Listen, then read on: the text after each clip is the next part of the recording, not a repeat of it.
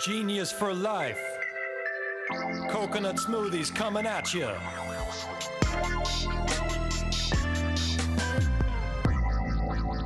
Hello. Welcome to episode 144 of 15 Minutes of Genius. I am your host, Alex Baer, CEO and co-founder of Genius Juice. We bring on entrepreneurs, we bring on advisors, consultants, a lot of really great people on this program. And today we have someone that I'm a huge fan of her and also her product. Been buying it for years. So I was really happy to know that she is joining us on our show. Before introducing her, a big plug to Mark Nicholas, Mark at ManhattanBeachStudios.net. There he is. A little bit of lag. Wow, I like that, kind of the fishbowl camera. It's cool. It makes you look super cool. You already look cool, but now you look cooler. And then also, and his assistant's there as well. So his production assistant, there she is. Yeah. So, right on. She's camera shy. She's like, I'm in the back. I'm going to wave. All right. So, anyway, make sure to reach out to him. You know, if you want podcasting, if you want video, audio, camera, photography work, he does it all. He's amazing. He has a full studio here in Manhattan Beach, and he's very good at it. So make sure to reach out to him. So our guest, Holly, who is now like my new best friend. We chatted for like 15, 20 minutes even before, taping this. She is the founder of Wild Tonic June Kombucha, which is one of the best kombuchas, if not the best kombucha on the market. So a little bit about the company. This is from Trusty, sponsored by LinkedIn. Enjoy the buzz without the sting. At Wild Tonic, their uncompromising commitment to quality and unbridled passion for innovation informs all that we brew. Their passion for continuous improvement drives their innovative processes, waste reduction efforts, and bee conservation, spelled bee like a bee. Wild Tonic 5.6% ABV hard June Kombucha is a rare cousin of kombucha that's fermented with honey until the point of 5.6 alcohol by volume is reached. So they have their main line for anyone. They also have the 5.6, which is more kind of a hard kombucha. Really great stuff. Holly, how are you? I'm doing great. Thank you. How are you doing today, Alex? Doing really good. We got a full lineup here. A lot of people don't know that we do literally, I think, 4 to 5 tapings within one session. So it's like a marathon in the studio. And you're my first guest today, so you lucked out because I have the most energy. You don't want to have me interviewing you as like the 5th guest. Number one, I'll be acting like an idiot. I won't be genius. I'll be tired. I won't even be listening from fatigue. So it's good that you're number one. It's good that you're number one today on the list. All right. Thank you. Thank you so much for inviting me. Absolutely. So for those that don't know, she is an amazing kombucha, Wild Tonic. It's in a really sexy blue bottle that I think really stands out on the shelf. I thought that was a brilliant marketing move just to really pop compared to all the other kombuchas that are in like the standard glass, or healthy. They all like kind of look the same. Yours looks very unique and different in the cobalt blue bottle. So tell us the story of how you actually created Wild Tonic when you entered the market, right? Because kombucha is very competitive. Why'd you want to get a piece of the market? And also give us the backstory about the production, how you make the product. So let's start there. Well, I started the company in 2015, and it wasn't. It was something that just I stumbled upon. I started fermenting. I started reading the books of Sandor Katz. He wrote a James Beard award-winning book called The Art of Fermentation, and it just completely captured my imagination because before the advent of refrigeration, all foods were fermented, and all of the good bacteria that we're now missing from our diets is in fermented foods. So I'm kind of a health nut. I love anything that brings vitality and good energy. So kombucha was something that I wasn't fond of, but then I stumbled across this rare ferment called Jun, this culture that has such incredible lore around it. They say that it was an elixir for the warriors before they went into battle, and it's brought enlightenment. So I thought, okay, well, if I brew this and make it available to a lot of people and everybody's energy comes up, it makes the world a lot better place to be in. So that was, in a nutshell, what inspired me to get into fermentation. I actually went to Sandor Katz's studio in Backwoods, Tennessee, and he said, Holly, I'm going to have to meet you at a coffee shop because I live way off grid. And he wasn't kidding, because like 20 minutes driving into the woods, we finally reached his fermentation foundation. And it was just this little place tucked away with no electricity, and there's ferments everywhere. And I remember being so excited to meet my idol. And I brought him a little sample of wild tonic, and I was like, well, what do you think? What do you think of this ferment? And he said, he said, really changed everything for me. He said, Holly, there are no rules in fermentation. And to me, that gave me permission to really push the boundaries of the ferment, and, to treat it more like an art form. And so that's what I did. I started fermenting beyond just the original Jun kombucha. And for those who don't know what Jun is, it's a ferment that's made with green tea and honey versus black tea and sugar. So it's a very different ferment. It's considered the mother of all kombuchas. It's amazing. The flavor profile is a lot more like champagne, and it's very palatable. So if you don't like kombucha, you're going to love Jun. One thing I want to just to lean in on this, because what's also amazing is I think the taste, it has a better taste profile to me than like traditional kombucha, right? Because traditional kombucha has that kind of, people have experienced it. It's kind of polarizing. It's kind of vinegary. It's sharp. It could be a little, it's just very sharp and can be very strong unless it's actually formulated well. And that's why I don't really like most kombuchas. I mean, there's 1 to 2 brands I drink, and one of them is yours. And so I think like honey just makes that a really nice undertone of taste. It's pleasant. Anyone can drink it. It's like a very mainstream kind of taste that anyone can get into. So I thought it was brilliant that not only is it healthy, but it also just tastes universally really good. It's easy to drink. Well, thank you. And I agree. I think that's one of the reasons I was gravitating towards Jun versus traditional kombucha. Yeah, you don't have to worry about the SCOBY either, right? So one less thing to worry about. Yeah. No, you do. The SCOBYs are pretty much the same. Oh, so it's still in there. Okay, that's my bad. Yeah. So our SCOBYs, no, the SCOBYs weigh like 300 pounds. They're ridiculous. Oh wow. Okay, I mean, they're beautiful. So you include the SCOBY.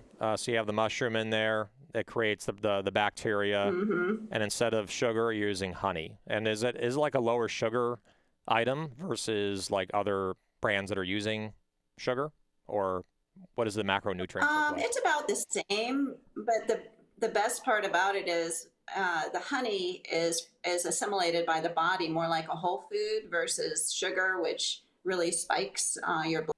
Honey is really considered a whole food, and it has a lot of amino acids in it. It's super healthful for the body versus sugar. So I never feel guilty drinking wild tonic, but if I drink a normal kombucha, I always kind of, I don't know, I kind of feel like I'm partaking in sugar, and that's a put off for me. Yeah, exactly. Because I remember, for those like, that are really into kombucha, and you remember this, like several years ago, I think it was like 4 years ago, 5 years ago, there was like class action lawsuits against like GTs and Health Aid, and because the amount of sugar on their bottle was like not accurate, right? And so because they claimed that when the sugar goes in, it ferments, and the sugar kind of goes away as it ferments, and the bacteria is eating the sugar and all that, and that creates good bacteria. Yeah. But like there's way more sugar in these drinks. There's like 16 to 20 grams of pure like sugar from the fermentation. And you're right, I definitely don't feel as good versus having something like honey. For the production side, like we talked offline, you do all your own manufacturing. So we do. I'm sorry. I'm just kidding. It's actually probably no, better. It's actually a good you have full control over everything. And like with kombucha, it's hard to have someone else do it. But tell us how you got into just doing your own manufacturing. How difficult was it to get all the machinery and the setup and the infrastructure? Like walk us through that journey of setting up to make the product. Well, it was pretty epic. So there are no books on how to make kombucha on a commercial level. So I started out by buying a brewery's setup from Hood River, Oregon. All of the used equipment from a brewery and called Thunder Island Brewery in Hood River. And they had outgrown their equipment, so I bought it. And it was like turn of the century soup kettle and all of this, really funky stainless steel equipment. But I thought, okay, we've got to start. So we bought their system, got it to Cottonwood, Arizona, started in a tiny little 3,000 square foot building that I was renting. And that's where it started, and we learned all about just the how to make it taste good, and it was trial by error, really. Every month we learned something new, and we make small improvements here and small improvements there, and then at a certain point when the company grew to a size big enough to justify it, we were able to hire some true professionals in beverage science. And one of my most amazing hires, Jim Sanders, he was one of 3 people that ran Wild Turkey Distillery. And he's a master brewer, master distiller. He just is a science mind when it comes to beverage. And so he works with my Chris, and together they make an amazing team. And if there's an issue or a challenge, they research it, we figure it out. We're always adding new equipment, we're always improving our processes, and it's very much an art. And I really give credit to my team who brews every day and has dialed it in. And then Dale, my CEO, he ran Coca-Cola's largest facility on the West Coast for a decade. So I've got all this beverage background at the brewery, and that really does help things go smoothly. But it hasn't been without a lot of trial and error. Yeah, I can only imagine this could be a 4-hour podcast just listening to all the stories of how you got to where you are today with the product and the formula. And a lot of people, customers, especially people that are just consumers going out and buying the product, they don't realize how hard it is to, bring a product from ideation to getting it bottled, to formulating it, to branding it, picking out the colors and getting it labeled, getting it on the shelf, like that whole thing, getting it into Whole Foods or natural grocers. Yeah. It's so hard. And what you've done beyond just the production side, but building a brand is also like nothing short of amazing. So yeah, you're so great at what you're doing, and I really support like the fact that you're growing and have a great product. And I want you to be continue to be successful with this because you deserve it, because you work so hard and you have such a great product. And that comes from the heart because I'm a big fan. So thank you so much, Alex. I appreciate it. Absolutely. So with distribution, right, getting in the stores, we talked about it also offline, but there's this thing called shrinkflation that I want to bring up on this show, where it's brands that are looking to keep the price point the same by lowering the size of their product. And that's something that, a lot of brands have done. The big brands, Frito-Lay's has done it. Coca-Cola has done it. Gatorade, which I think is owned by Coke.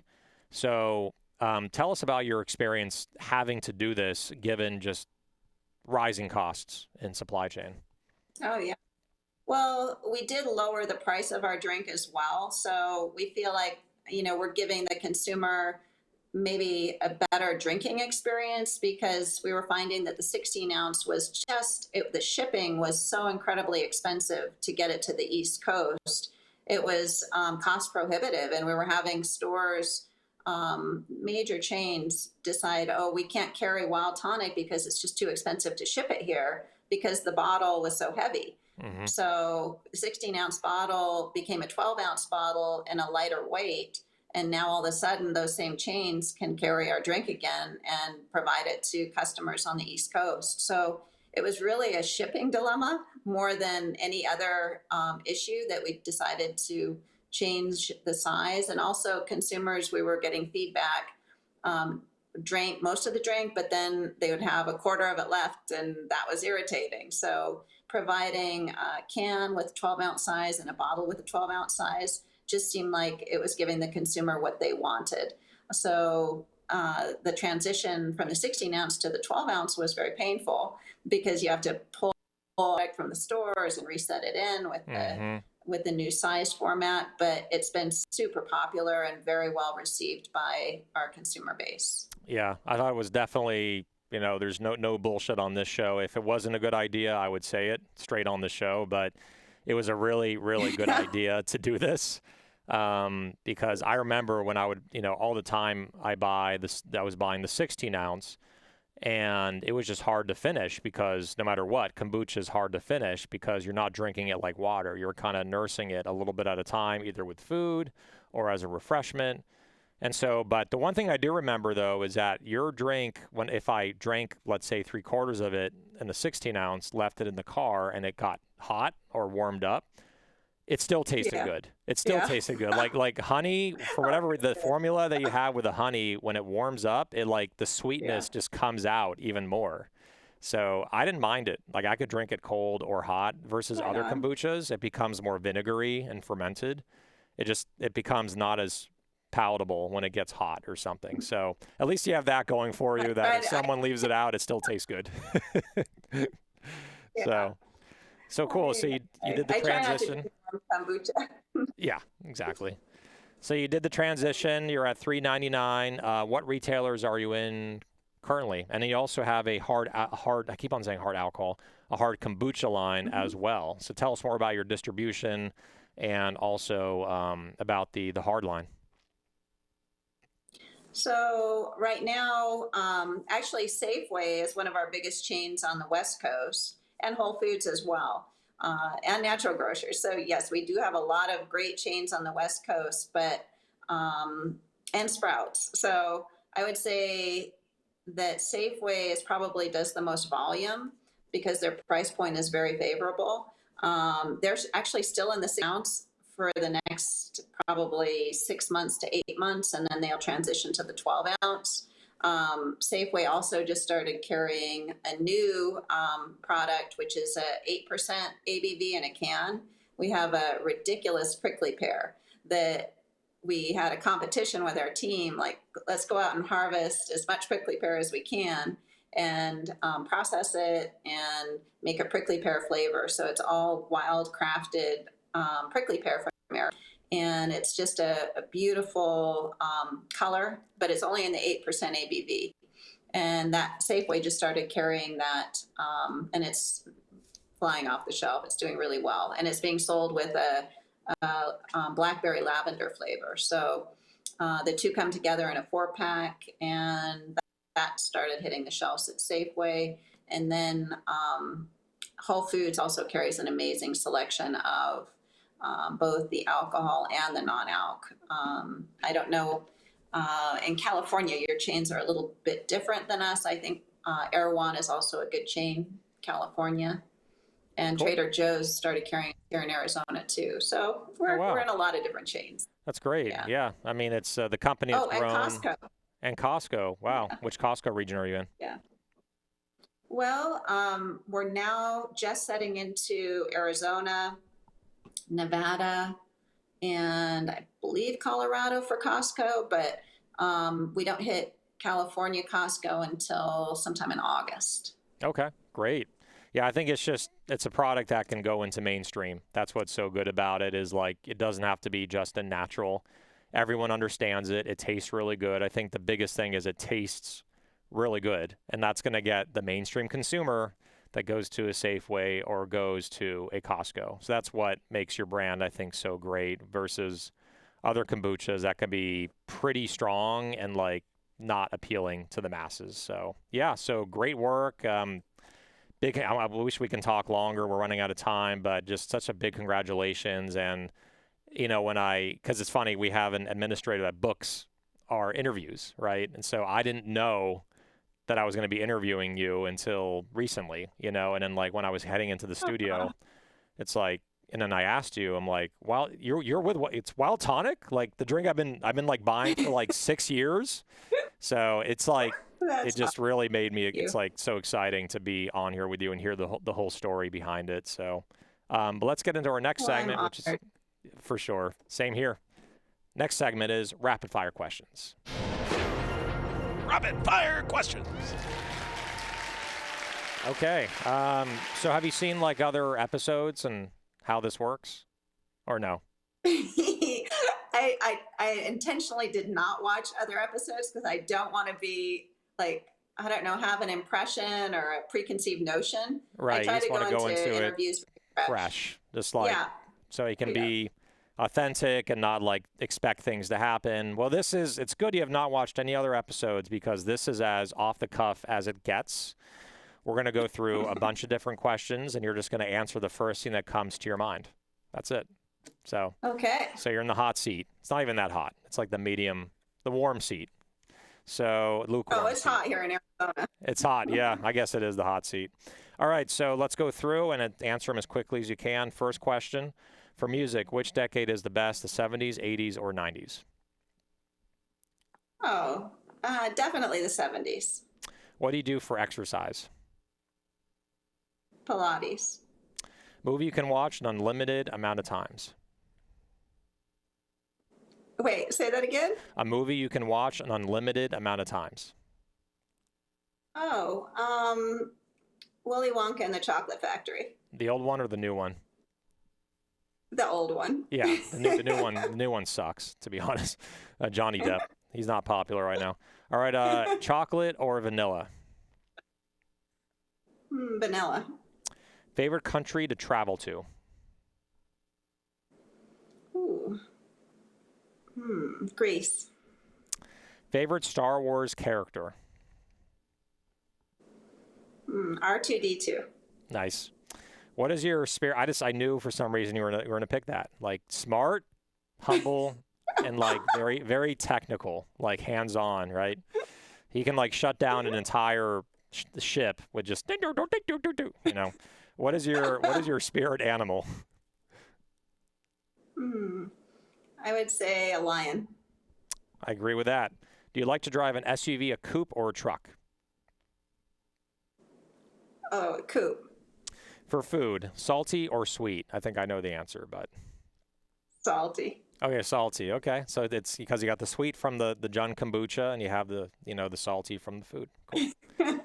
It's a good balance. Favorite day of the week and why? I would say Sunday because I've already relaxed all day on Saturday.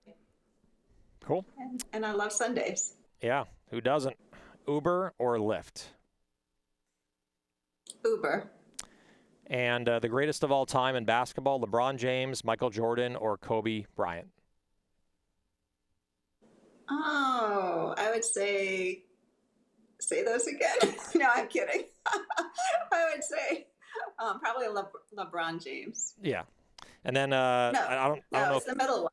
The middle one. You mean Michael, that guy, Michael Jordan, yes. that guy. Yeah. Yes, Michael Jordan. The guy who's like the best player and all that. And, so, here's something you don't know about me is I don't watch television, and I haven't since college. So I'm a little bit stunted in growth when it comes to television. That's not a bad thing. 99% of it is trash. I can attest to that. So I don't watch TV at all either.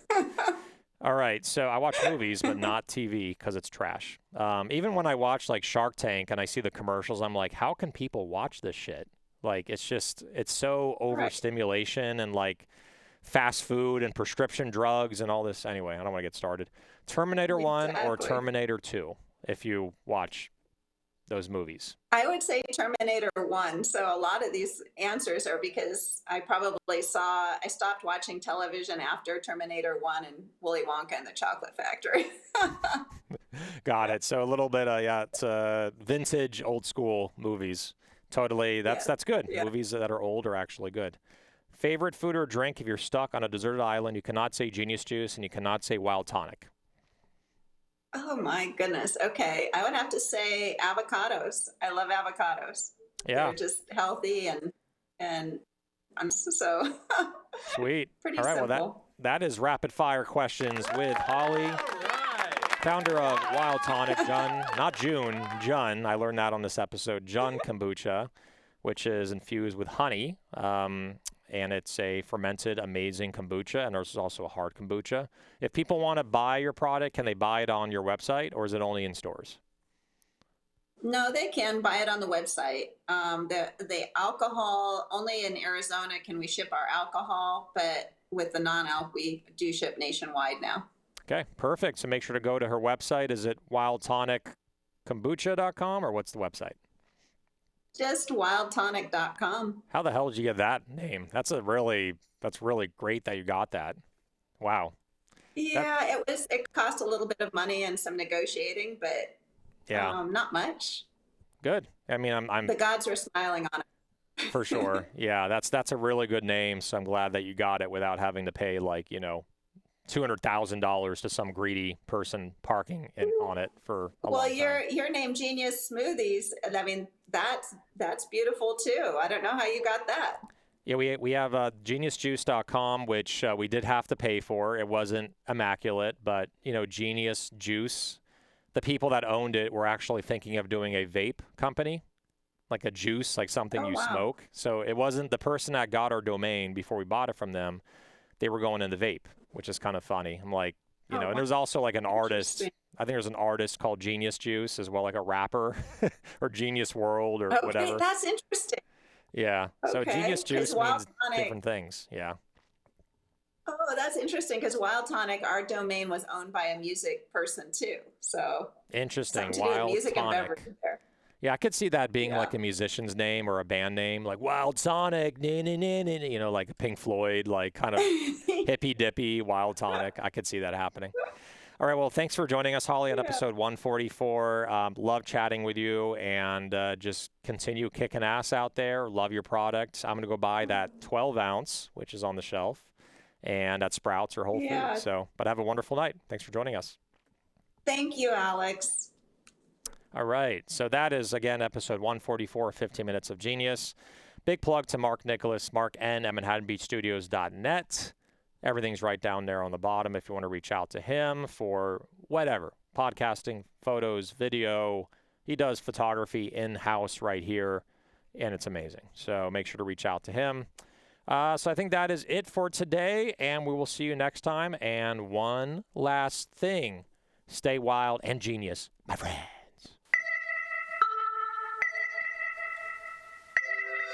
Genius for life. Coconut smoothies coming at you.